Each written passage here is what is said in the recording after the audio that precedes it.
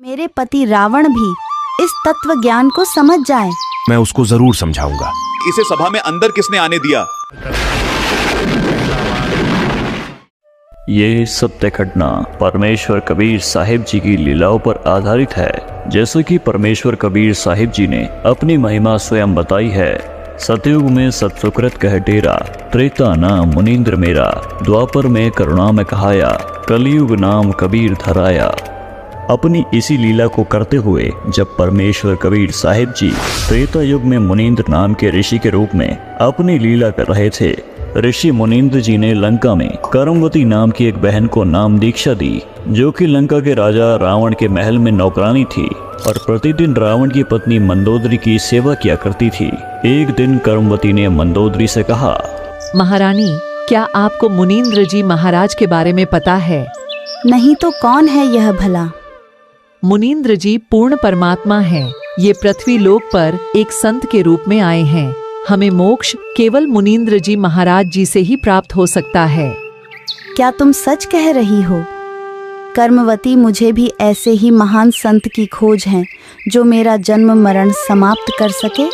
चलो, मुझे उन महान संत के दर्शन करने हैं। मंदोदरी और कर्मवती मुनींद्र जी से मिलने चली जाती है। मंदोदरी उनके ज्ञान को सुनकर स्तब्ध रह जाती है।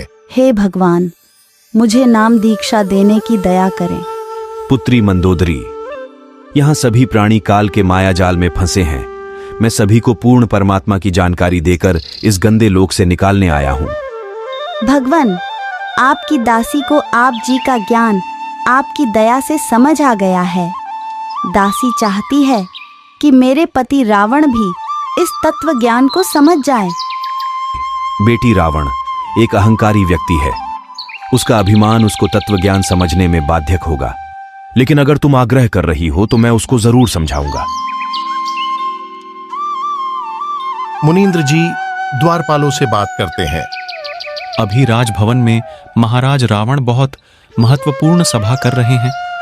आपका क्या? यहां तो चिड़िया भी अंदर नहीं जा सकती। आज बहुत गुप्त सभा चल रही है। मुनींद्र जी रावण की सभा में प्रकट हो जाते हैं। रावण क्रोधित होकर कहता है कि इसे सभा में अंदर किसने आने दिया?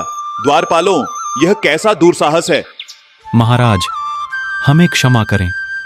हमें नहीं पता ये साधु अंदर कैसे आ गया। रावण, द्वारपालों की कोई गलती नहीं है। मैं अपनी शक्ति से यहाँ प्रकट हुआ हूँ। यहाँ क्या करने आए हो साधु? मैं शिव का पुजारी हूँ। इस सारी सृष्टि का सृजनहर में हूँ। शिवजी पूर्ण भगवान नहीं है। शिवजी किसकी भक्ति करते हैं, क्या तुम्हें पता है? इससे भी ऊपर कौन भगवान है? नहीं, मैं क्या मानूं तुम्हें साधारण से साधु। मेरा यश तीनों लोकों में है। पता है रावण जी, मैं चारों युगों में आता हूँ। मेरी हंस आत्माओं को यहाँ से छुड़ा कर ले जाता हूँ। अभी मैं मुनींद्र रूप में हूँ। द्वापर में करुणामय नाम से तथा कलयुग में कबीर नाम से आता हूँ। गुस्सा होकर मुनींद्र जी के ऊपर तलवार से वार करता है। एक स्तंभ गिरा देता है। दूसरी बार मुनींद्र जी झाड़ू के तिनके से तलवार के वार को रोक देते हैं। रावण की शक्ति भगवान मुनींद्र जी के सामने बौनी पड़ जाती है। सब आश्चर्य में पड़ जाते हैं। रावण सोचने पर मजबूर हो जाता है कि आखिर यह कौन शक्ति है। मंदोदरी और विभीषण, जो कि मुनींद्र जी के शिष्य बन चुके थे, रावण को समझाते हैं कि यह सत्पुरुष है, सारे ब्रह्मांडों के मालिक हैं। ये जो कह रहे हैं रावण, आपके भले के लिए कह रहे हैं। लेकिन रावण क्रोधित अवस्था में रहता है और भगवान कबीर साहिब, जो कि मुनींद्र रूप में आए थे, उनके ज्ञान को स्वीकार नहीं करता। परमात्मा मुनींद्र वहां से अंतर्धान हो जाते हैं। मंदोदरी रावण को माफी के लिए कहती है, लेकिन रावण अभिमान से भरा था। सारी सृष्टि के रचयिता कबीर परमेश्वर हैं। चारों वेद, सभी प्रमाणित शास्त्र इसकी गवाही देते हैं। आज कलयुग की बिचली पीढ़ी चल रही है। 600 साल पहले कबीर साहिब जी भारत की पवित्र धरा पर अवतरित हुए थे। एक श्रीलंका के अंदर एक चंद्र विजय नाम का भाट रहता था। वो कुल टोटल 16 सदस्य थे उसके घर में। पुत्र वधू, पुत्र पुत्रियां सब मिलकर 16 सदस्य थे। पुण्यात्माओं, एक पिता एक माता अपने बच्चों के लिए कितनी दुखी होती है। एक भी कष्ट में कोई बालक हो जावे चिंता में नींद नहीं आती। और हम जिस पिता के संतान हैं, पूरी पृथ्वी पूरा विश्व पूरे ब्रह्मांड चींटी से लेकर हाथी तक, हम सभी उस कबीर भगवान के उस अमर पुरुष के बच्चे हैं। अब हम यहाँ कितने दुखी हैं। आप तो बालक हो, पता नहीं बालक का चाहे कितना चोट लगी रहो, वो उसको कष्ट नहीं मानता, रोता अवश्य है, और फिर भी गलती करने में पीछा नहीं देखता, क्योंकि उसको ज्ञान इतना ही है। तो वो परमात्मा कितना दयालु है। अपनी प्यारी आत्माओं को शरण में लेने के लिए उस चंद्र विजय भाट के घर से थोड़ी सी दूर पर रास्ते में, जिधर वो सुबह सुबह फ्रेश होने के लिए जाता था, वहाँ एक पेड़ के नीचे बैठ गए भगवान। एक साधु रूप बनाकर बैठ गए, ऋषि रूप में रहते ही थे।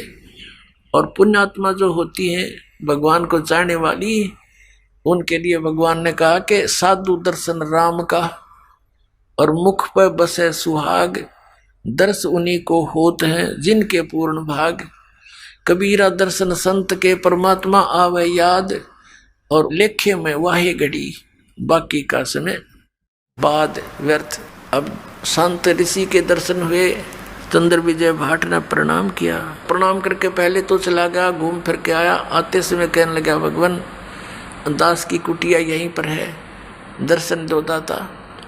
अब वो तो गए इसीलिए थे, करे करावे साइया मन में लहर उठा, दादू से दरजीव के आप बगल हो जा। परमात्मा बोले, भाई चलो आगे घर पे। वहाँ कुछ देर डिस्कस हुआ, उनके आपस में चर्चा हुई। परमात्मा से ज्ञान सुना उसने, कि कहा जी भगवान को चर्चा सुनाओ। तो परमात्मा ने सारी कथा कहानी का सृष्टि रचना सुनाई, काफ़ी ज्ञान दिया। तो वो बड़े प्रभावित हुआ, कहने लगा, भगवान दास की कुटिया यहीं पर है, वहाँ चलिए, और वहाँ पर आपके और भी बच्चे हैं, वह भी आपके ज्ञान का लाभ उठाएंगे।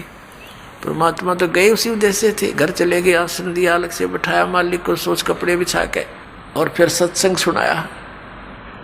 अब उस समय तो केवल एक व्यक्ति ने नाम लिया, चंद्र विजय ने। बाकी परिवार कहने लगा, नहीं हमें अच्छा नहीं लगता इनकी ये बातें, ये तो शंकर भगवान से भी ऊपर बताते हैं। क्योंकि श्रीलंका का राजा रावण जो है, भगवान शंकर से अतिरिक्त किसी की पूजा ना करता था, तो उसको देखा देखी पूरा श्रीलंका भी शिव का ही पुजारी हो गया था। तो इस बात को पहले स्वीकार नहीं हुआ। फिर वो चले गए भगवान वहाँ से। पीछे से उस चंद्र विजय भाट ने अपने पूरे परिवार को बैठा बैठा के बहुत अच्छी तरह समझाया, तो उन सब का मन बन गया। तो परमात्मा फिर वहाँ पहुँच गए। अब उन सभी पूरे परिवार ने नाम ले लिया। और जो मालिक ज्ञान सुनाया करता था, ये तो ज्ञान ऐसा है, प्रत्येक व्यक्ति चाहता मैं सबको सुना दूं, भाई को, बहन को, रिश्तेदार को, ऐसा अनमोल ज्ञान देखा ना सुना। अपनात्मा वो चंद्र विजय भाट जो था, वो रावण के पास जाता था, उसको चुटकले चटकले सुना के, उनकी महिमा मुहिमा गा के, और ये भाट लोग उनका एक मनोरंजन कराया करते थे। और उधर से उसकी पत्नी जो थी, वो कर्मवती नाम था उसका, वो जाती थी रावण की पत्नी मंदोदरी के पास, वो उसको चुटकले सुनाती थी, अच्छे बुंडे। इस मन की आदत है, ये राम की कथा कम और काम की कथा ज्यादा सुनना चाहता है, सेक्स की। तो पहले तो वो बकवाद सुनाया करती थी, पता नहीं के मंदोदरी भी हंसा करती, दांदरे काटा करती हैं, चुटकुले सुन सुन के। तो फिर जब उस कर्मवती को, चंद्र विजय भाट की पत्नी को, उस बेटी बहन को मालिक का ज्ञान हुआ, सब बकवाद छूट गई। कहते हैं भवन चतुर्दश ढूंढियो परम स्नेही साध, जिन मिलते सुख उपजय मिटते कोट उपहाद। ये बकवाद मिट जाती है सारी जीव की। तो वहाँ अब वो कर्मवती पहले तो बकवाद सुनाया करती, फिर मंदोदरी ने जब टाइम होता उसको बैठा लेती कि महारानी हमारे घर पे महाराज आते हैं, हमारे गुरुजी, उन्हें बहुत अच्छा ज्ञान सुनाया है, आपकी आज्ञा हो तो सुनाऊं कथा। अब सुनाओ। मंदोदरी भगवान को चाहने वाली थी, तो वो मंदोदरी को जो कथाएं सुनाई परमात्मा से सुने हुए ज्ञान की, मंदोदरी कहने लगी कि कर्मवती तू तो बड़ी मुंह फाड़ थी, तेरी इस पात्र में नरा गोबर भरा था, गंध उगला करती थी, ये अमृत किसने डाल दिया? तू ऐसी ऐसी बातें कहाँ से सुन आई? तू मैंने कभी देखी ना सुनी। तो उसने बताया कि हमारे गुरु जी आते हैं, उन्होंने हमें ये ज्ञान दिया मंदोदरी। तो मंदोदरी बहुत प्रभावित हुई कि इसे संत के ऋषि के दर्शन करने चाहिए। उसने कहा मंदोदरी इब कह तेरे गुरु जी आओ ना तो मेरे पास बुला के लाइए। अब परमात्मा फिर गए तो उस चंद्र विजय की पत्नी ने कहा प्रभु हमारी रानी आपको याद करती है, मैंने आपके द्वारा सुना हुआ ज्ञान उनको सुनाया, बड़ी प्रभावित हुई और उन्होंने कहा कि अपने गुरु जी को यहाँ बुला के लाना। परमात्मा ने कहा बेटा हम किसी राजा के घर नहीं जाते, उनको गरज पड़े तो यहाँ आ जाएगी, साधु संत नहीं जाया करते ऐसे व्यक्ति के घर जब तक वो हमारे विचारों से परिचित नहीं होते। अब वो कर्मवती फंस गई धर्म संकट में कि यदि मेरे गुरुजी नहीं गए तो वह हमने सजा दिवा दे मनमाना मंदोदरी। परमात्मा अंतर्यामी जान गए। अब बेटी तो बहुत दुखी होगी। उसने कहा बेटा ऐसे कहना उसको कि देखो ऋषि महर्षियों को संतों को बाई ऑर्डर नहीं बुलाया करते, अब बाई ऑर्डर बुलाने से वो आ भी गए रजा नहीं बख्शेंगे तो लाभ क्या होगा? तो साधु संतों के पास जाने से बहुत लाभ होता है, स्वयं जाना चाहिए। तो मंदोदरी को जाकर के उसने कहा रानी मैंने अर्ज करी थी गुरुदेव से, उन्होंने मना कर दिया आपके यहाँ आने से और कहा कि देखो साधु संतों को आदेश से नहीं बुलाना चाहिए, उनके चरणों में जाना चाहिए, लाभ उठाना है। और यदि बाई ऑर्डर बुला भी लिया तो लाभ नहीं देंगे। मंदोदरी कहने लगी बहन ठीक है मैं चलती हूँ, अब के तेरे गुरु जी आओ तो मुझे मिलाना। परमात्मा फिर गए। ये तो भटक रहे हैं एक आत्मा को अपनी शरण में लेने के लिए, सुखी करने के लिए। यहाँ भी सुखी करेंगे आपको और यहाँ से चलोगे जब देखना सतलोक में ले जाएंगे, वहां तो कहना है क्या कितना सुख देंगे।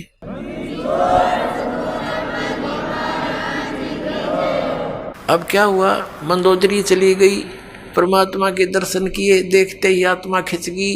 पुण्यात्मा थी, पिछली संस्कारी थी, परमात्मा की बच्ची, बहुत ज्यादा प्रभावित हुई मालिक के वचनों से और कहा परमेश्वर मुझे नाम दे दो। परमात्मा ने दीक्षा दी थी। अब मंदोदरी ने जो ज्ञान सुना था उसने चाहा कि अपने पति को समझा दूं, जो नरे बकरे खावे, नरे झोटे खावे, मांस खावे, दारू पीवे और भगत कवावे ब्राह्मण, इसने तो कर्म बिगाड़ दिए। क्यों ज्ञान से ज्ञान हुआ भगवान के तत्व ज्ञान से। तो मंदोदरी ने चेष्टा की समझाने की अपने पति रावण को कि आप जो साधना कर रहे हो ये तमोगुण भगवान शिव हैं, ये पूर्ण परमात्मा नहीं है। अब वो इस बात से दुखी हो गया कि मंदोदरी तू ऐसी बातें मत कर, मैंने भगवान शंकर के यहाँ से शीश काट कर चढ़ा दिए, इन्होंने मेरा वापस शीश दे दिया और मेरे को कितना धन दे दिया, सिद्धि दे दी, मेरे को 1 लाख पुत्र व्रत दे दिए और मेरा पुत्र मेघनाद ऐसा है ऊपर चला गया, इंद्र को भी जीत लिया, हर मैं एक भिखारी के आगे हाथ जोड़ूंगा जाके। मंदोदरी ने बहुत समझाया कि रावण गलत बोल रहे हो आपने इस संत की महिमा से अपरिचित नहीं हो, इस कर कैसे बोल रहे हो। तो आखिर में रावण ने ये कह दिया कि मेरे को आगे से ये मत कहना, मैं तुझे मना नहीं करता, तू कितना दान कर धर्म कर, किसी गुरु से उपदेश रख। अब कहते हैं लड़की अपने पति को हमेशा जीवित देखना चाहती है। उधर से क्या हुआ कि कुछ दिनों के बाद जैसे विष्णु अवतार श्री रामचंद्र जी राजा दशरथ के घर जन्मे थे, विवाह हुआ सीता जी के साथ। विवाह होने के कुछ समय उपरांत उनका वनवास हुआ, वो वन में अपना समय व्यतीत कर रहे थे, वहां से सीता जी का अपहरण कर ले गया रावण। अब परमात्मा ने कबीर परमेश्वर जी यानी मुनिंद्र जी ने मंदोदरी को समझाया बेटी इसने तो अपनी सात मोल ले ली, इसने अपना जो है ना मौत ले आई अपनी, और कह दे इसको इसने भाई इज्जत वापस दे दे, इसको सिंपल वो मैं ना समझे, ये देवी है और देवी को सताना महापाप है। इसको वापस पहुंचा दे, इसकी इसी में खैर है। औरत वैसे ही देख कर राजी नहीं होती किसी दूसरी औरत को। फिर भी उसने जब ये पता चला कि मेरे पति की जान संकट में आवेगी, क्योंकि संत जो कहते वो सत्य मानती थी, ये महापुरुष हैं, झूठ नहीं बोलते, इन्हें क्या लेना देना है, ये कोई रामचंद्र से मिले नहीं या किसी और को जानते नहीं, सिर्फ सच्चाई बता रहे हैं। वह बहुत प्रभावित हुई, रावण को समझाने की बहुत चेष्टा की तो नहीं माना। कुछ दिनों के बाद क्या होता है, बीच में एक प्रकरण रह गया। अब रावण तो सुने नहीं था, और यू ज्ञान ऐसा है आदमी हजम कर नहीं सकता अकेला। जो यू ज्ञान आपको सुनेगा, दास बता रहा, भगवान का दिया हुआ कबीर साहब का, तो उसकी ये नीयत रहती है बताऊं जरूर किसी से, चाहे को सुने चाहे ना सुना। तो रावण ने सुनना बंद कर दिया। उसका देवर था विभीषण, मंदोदरी, उसको लगी समझाने। पहले तो दोनों भाई बैठे थे, रावण को समझावा थी, रावण नहीं माना तो विभीषण कहने लगा, मुझे बता तू ये बात, मन तो बहुत अच्छी लगे, ये आपकी पहली बार सुन रहा हूँ, लेकिन फिर भी हृदय में समाती है। तो मंदोदरी ने उनको खूब समझाया। फिर कहा कि अब क्या बने, कि दीक्षा ले, अब नाम ले गुरु जी से, कि चल नाम दिलवा मेरे को। मंदोदरी अपने देवर को लेगी और नाम दिलवाया परमात्मा थे। अब उस ज्ञान से वो विभीषण भी परिपूर्ण हो गया। अब क्या होता है, रावण नहीं मान रहा था, सीता को लौटाने को नहीं राजी हो रहा था। मंदोदरी ने बहुत कुछ समझा लिया था, उधर विभीषण ने भी उसको बहुत कुछ समझाया। रावण, तेरे घर में कितनी अच्छी औरत है, और फिर भी तू बकवाद की तरफ चल रहा। क्यों भाई भाई को कह सकता है जब उसकी कोई संकट आपत्ति उसके सामने दिखाई देती है। नहीं तो रावण को कौन बोला, वो तो अहंकारी आदमी था, 1 मिनट में तलवार गर्दन पर जाती थी उसकी, कोई उसके नो कर दे किसी बात न था। रावण नहीं माना। रावण कहने लगा तू कायर है और तेरे बस की बात नहीं, बैठ जाए एक तरफ। अब मंदोदरी ने देखा कि ये नहीं मानेगा, ये मरेगा और मैं विधवा हो जाऊंगी। अपने गुरुजी से प्रार्थना की, भगवान आप दया कर दो, कभी समझा दो, एक बार मान जाते वो तो आपकी बात को। परमात्मा ने कहा बेटा ये नहीं मानने वाला, इसके अंदर वो गुण नहीं है। तब मंदोदरी ने कहा भगवान एक बार आप उनको समझाने की चेष्टा करो दाता, और यदि वो नहीं मानेगा तो मैं अपने आप को आज से विधवा मान लूंगी, मन दुख नहीं आओगा परमात्मा इसके मरने का। तो परमात्मा ने सोची या बूढ़ी बेटी, अब ये जुगाड़ जोड़ रखे कालना हमारे, कितना नालायक, 1 नंबर का दुष्ट व्यक्ति वो रावण। कहते 100 जोटियां का मांस तो एक दिन पक्या करता उसके लिए, और 100 मटके दारू के पिया करता एक कब है। अपने आत्मा ये बात हमारे दच्चे नहीं, क्योंकि 100 जोटियां का मांस एक आदमी के ऊपर खावे, क्योंकि हम उनके शरीरों से परिचित नहीं, उनकी हाइट से परिचित नहीं, उनके आहार से परिचित नहीं। ये तो हमने देखे 61वां वर्ष चल रहा दास का, जब हम छोटे छोटे थे से टुकड़े टुकड़े आदमी देखे, अरनों का करते यो 32 लड्डू खा जाता है, एक 32 आदमी खाओ 32 लड्डुआन आज के दिन, और उनके बदहजमी हो जाए, और 1-1 धड़ी खीर खा जाया करते ये ब्राह्मण हमने देखे, यानी 5-5 किलो हरी वे कटोरी ना उठे। तो इस बात से भूल जाओ। तो कहने का भाव ये कि हम उस अतिथि बातें इतने कुक्रम कर डेली, उसका बुद्धि में कहाँ आवे ये बातें। तो परमात्मा ने सोचा या बेटी इसका बंदगी या इसकी कमजोरी इसको मारेगी। तो परमात्मा ने कहा ठीक है बेटी मैं जाता हूँ, एक दिन कोशिश करूंगा तेरी श्रद्धा ना टूट जाए भगवान। तो इसलिए अब रावण की सभा लगी हुई थी, और जिस समय उसकी मीटिंग होती थी स्ट्रिक्ट ऑर्डर होता था कि बाहर से चिड़िया भी नहीं आ जाए अंदर। उस समय परमात्मा वहां जाकर प्रकट हो गए, पहरेदारों के पास खड़े हुए, कहा भी राजा को संदेशा दो कि ऋषि मुनिंद्र आए हैं, वो आपसे मिलना चाहते हैं, कुछ आपको शिक्षा देना चाहते हैं।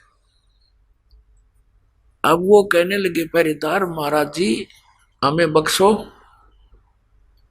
इधर आज कोई जा नहीं सकता, अंदर का आदेश बाहर जा सकता है, बाहर का आदेश भी हम अंदर देने नहीं जा सकते, हमारा राजा बहुत खतरनाक है, गर्दन काट देगा। परमात्मा वहां से अंतर ध्यान हुए, जहां रावण बैठा था ऊंची स्टेज पे, और नीचे उनके बैठे थे सपसलार कुर्सियों पे। उसके थोड़ी सी दूरी पर अंदर जाता हुआ देखा। ऋषि देखकर वो एकदम चकित हुआ कि ये व्यक्ति अंदर कैसे आ गया। हमारी गुप्त मीटिंग चल रही थी। तो उसने आव देखा ना ताव देखा,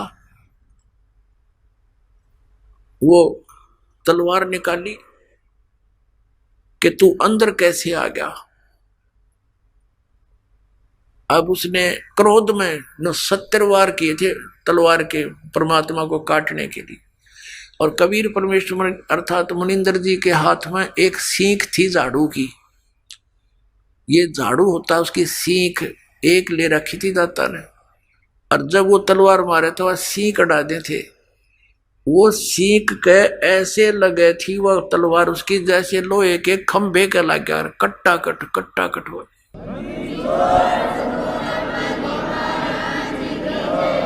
जब रावण के पसीने आ लिए, जब वो थक के खड़ा हो गया,